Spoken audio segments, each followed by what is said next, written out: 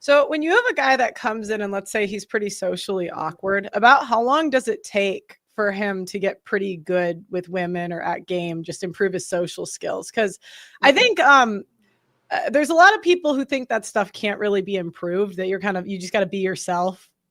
Yeah, which would leave a lot of people in bad shape. Yeah. No, it's like anything else. You can make improvements, and it depends on the individual. Mm-hmm. And let's say, a guy reaches out to me, we always kind of look at the very basics, is he overweight? If so, we get his weight down. How does he dress? What is his hygiene? Believe it or not, these are the basics. Usually guys that reach out to me are somewhat more advanced.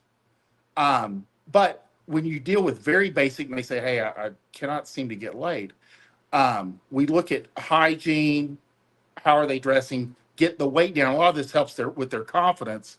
And then usually it takes about 6 months, and which is really fast if you think about it. Because usually, like for fitness, you can start seeing improvement in 12 weeks. And it's about 6 months, to really be confident with game. But it's faster than building a business. What are the biggest mistakes that men make when it comes to game? Like, what do you think? It's interesting because really 99% of what I do is tell people what not to do. Okay. And what we say is less is more. Guys tend to text too much. They tend to use too many words. They tend to stay on the app too long before moving her off and get her phone number and get her in front of him. Mm-hmm. Because girls are good online because they can just block him, but men are better in person. Like, you have to actually be in the room with the guy to kind of get a real feel for him. Whereas guys are two-dimensional, we'll work off of a picture. Girls need to actually meet you, and men are stronger in person. So usually it's getting guys to stop trying to, like, when we say, online dating, they actually think they're supposed to date the girl online. They don't realize that it's just lead generation. Get her in front of you and then, be attractive, which can be learned. Have you seen this increase in long distance relationships? I feel like every other person I'm talking to is in a long distance relationship. Have you seen that? I have not, but I tend to,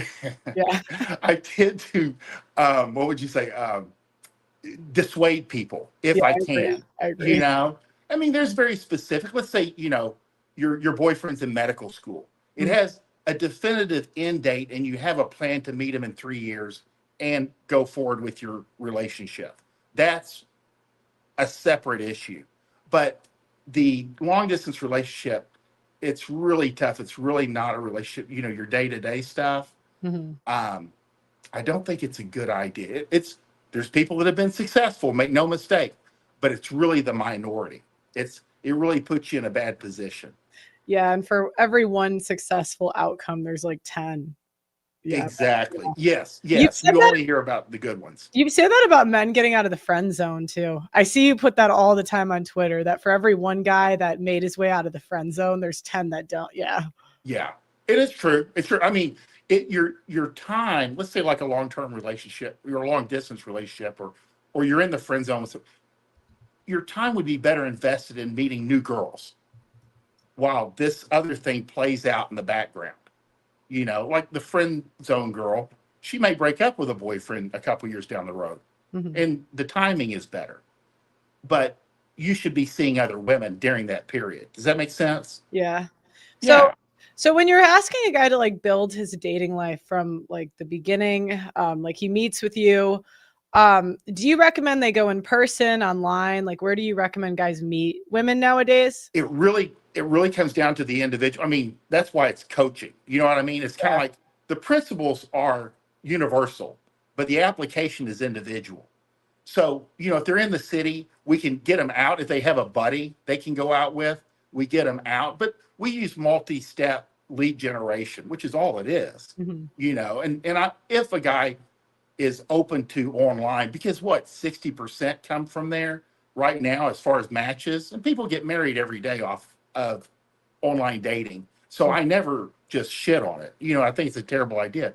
But if the guy's open to it, we can get him matches while he's also saying hi to every girl he every attractive woman he sees every day.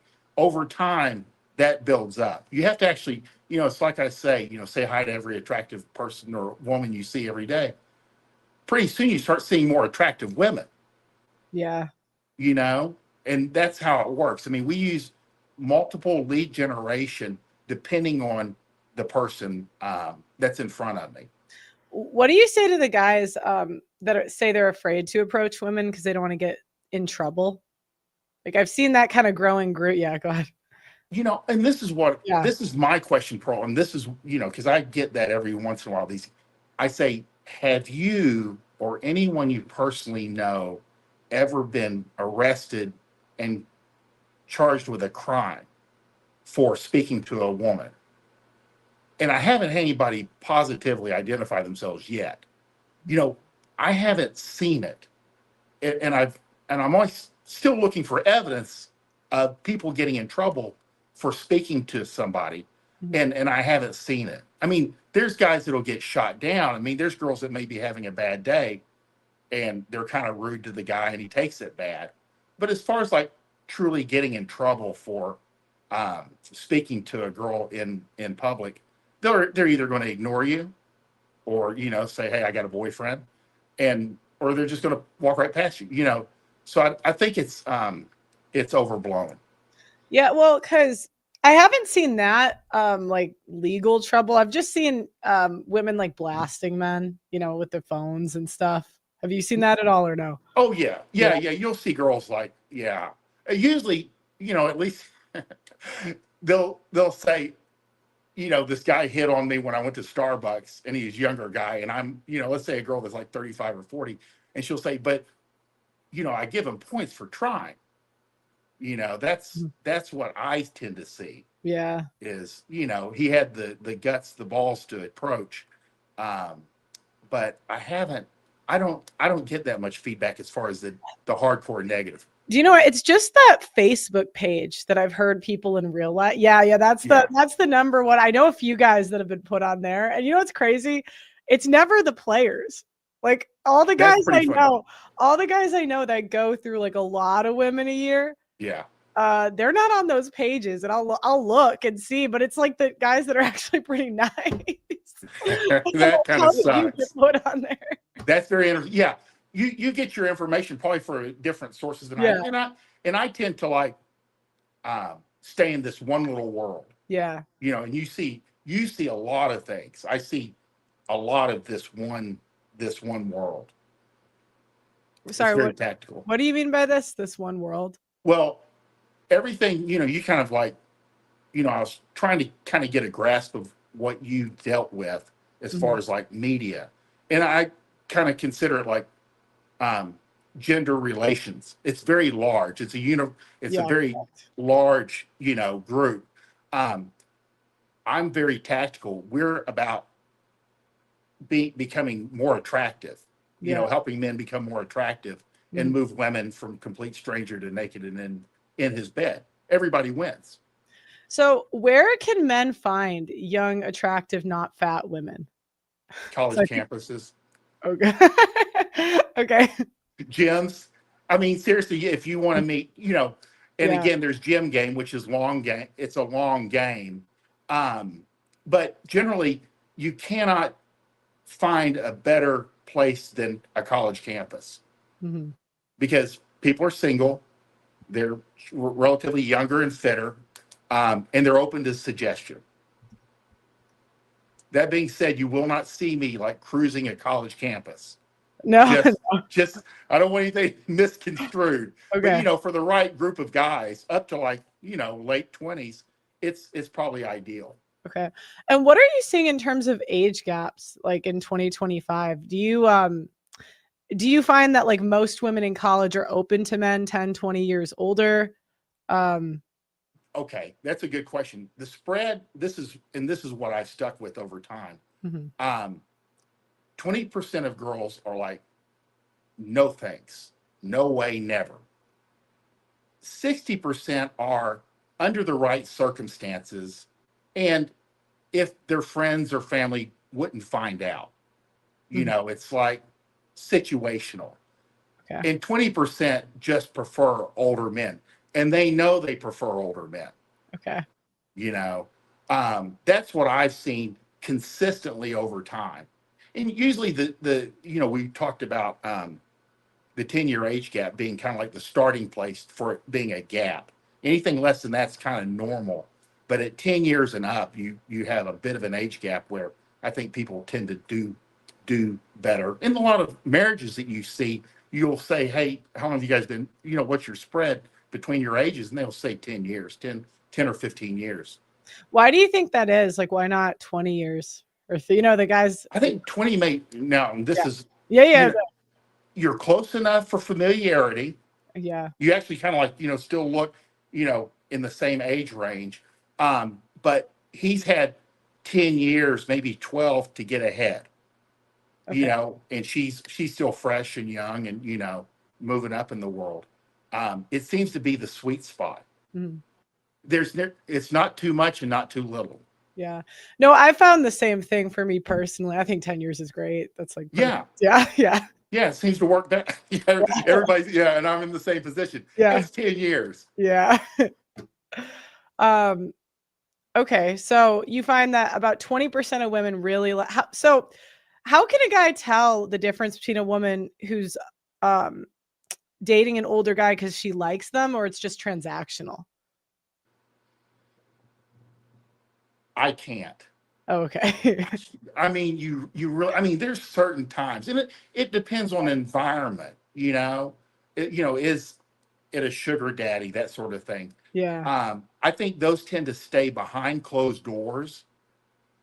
He's not going to take her out Okay. on the town. No, there's no like ironclad rules here, but generally you can't really tell, and I've been out and about where you're seeing that gap, but it's very difficult because a lot of times the girl may just enjoy, she benefits from him having money, but she also likes him because she could choose anyone. There's younger men with money. Yeah. She chose him. Yeah, especially when they're like 21, they can date anybody. Yeah. Literally. Yeah. And there's younger guys, 25 that have money, but she may choose that stability and she knows where he's at most of the time. That there's other things going on in the background. Yeah. So I wanted to talk about a couple concepts I've seen from you on the timeline. And this one I've actually stolen from you. I haven't given you credit, so I'll say That's fine. I will give you credit officially, but you said that women are designed to be passed around. So yeah, it's funny. I was like, God, I hope we don't do anything controversial. Oh, no, I was like, oh my God, not this. Right away. I think it's one of your best sayings, to be honest, funny. because when you said it, it actually like something clicked in me. Where I was like, we kind of are, aren't we? We do not. Yeah. One day. Yeah. Well, yeah, and like they say, she's not yours. It's just your turn. Yeah. And it's a play on that. But again, most girls at some point, they start having sex at 15, 16, 17, and they're going to be with a number of men over time. It doesn't, this is all very situational, but you really are adaptable. And I think like Rollo said, like war brides, like the French, like when the Germans came in, they adapted to the German soldiers being in their town. They dated the Germans. Yeah. And then when the Germans left, they went back to the Frenchmen. They're designed to survive. Does that make sense? No, it totally makes sense. Yeah. Why do you just upsets guys a lot? That's what I was about to say. Why do you think this reality is so difficult for men to accept? Because I love your stuff on Twitter because you're always reminding people this is normal. This is not abnormal. Yeah. Go ahead. Well, I know it is normal. You know, that's what I'm dealing with. I don't want people to kind of freak out, and it's hard for them to digest in the first place, especially for younger guys. Like under 30, under 35. That jealousy of is very hardwired. It can be extinguished over time, but I'm sure that there's a evolutionary like purpose for it. Mhm. like certainty of paternity, which is a big deal. But depending on the guy, some guys don't really care either way, and they don't care about a girl's history. And there's more of those than you'll hear because they're not in this. They never say anything. It doesn't cross their mind. Yeah. Um, I didn't but think those guys existed, but you meet them and you're like, oh my God, he really does not care. they do not care. And I think really the vast majority of guys are like, they're not asking, Yeah. they don't, it doesn't even cross their mind. They're just like happy to have a girl that will like have sex with them and take care of the kids. They're happy. Yeah. Most guys are pretty simple. Um, it's not, it doesn't become complicated. Sometimes we do make it complicated, but um, in general, that's what you're going to see is the younger guys. And I think a study came out, the younger guys that have fewer partners tend to be more concerned about how many partners the girls has had. Yeah. And as he increases the number of women he's had sex with, it kind of dissipates Yeah. over time. Yeah. And that's why I noticed the body count conversation. It's mostly men complaining that don't get laid, that's what they're going to have to accept. Yeah. Yeah. And that's the main complaint because, it's not that men with women want the men with the super high body counts. So the men, like in general, so the men that women are interested in anyways don't care as much. I think you had a picture of that one girl that dated all the celebrities, and you said, are they worried about her body count? No. Yeah, and I hate to say it because I do understand where the men are coming from. I'm not trying to belittle that, but it's just what I see with the people that are actually out there dating in the game. It's not as big of a factor as even I initially thought, No. because And that's what I try to convey to guys. I go, yeah. I say, whatever you decide you can deal with, that's what's important. Yeah. If you want a virgin, you can have a virgin. You're gonna have to work and you're gonna have to find her. You may have to leave the country, but generally, you have to decide what's right for you because there's a whole spectrum.